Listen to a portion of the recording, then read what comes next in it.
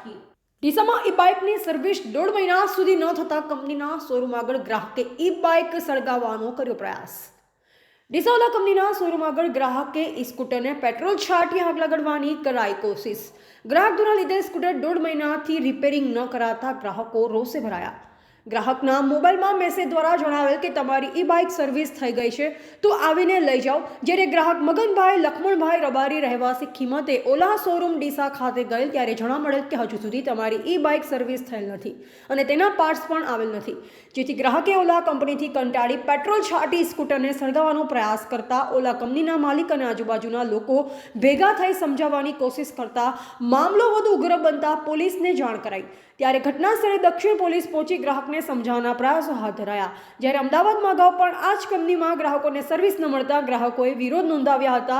ત્યારે ઓલા કંપનીએ ગ્રાહકો સાથે છેતરપિંડી આચરતી હોવાના ગ્રાહકોએ લગાવ્યા છે આક્ષેપ।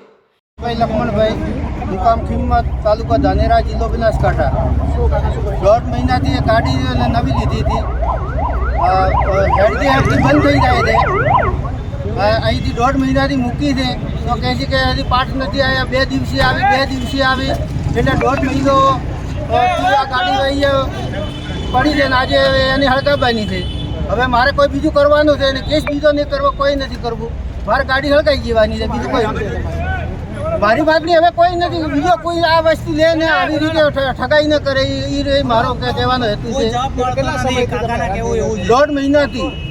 1.5 મહિનાથી હેરાન કરી છે।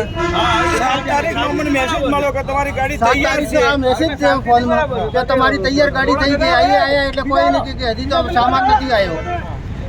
અને હવે કાલે હોવાથી મેં ફોન કર્યો, હું કાલે બાળી નાખવાની છે તો આજે હવે સવારમાં ગાડી આવી છે કે સામાન હવે તમારો આવી ગયો હશે।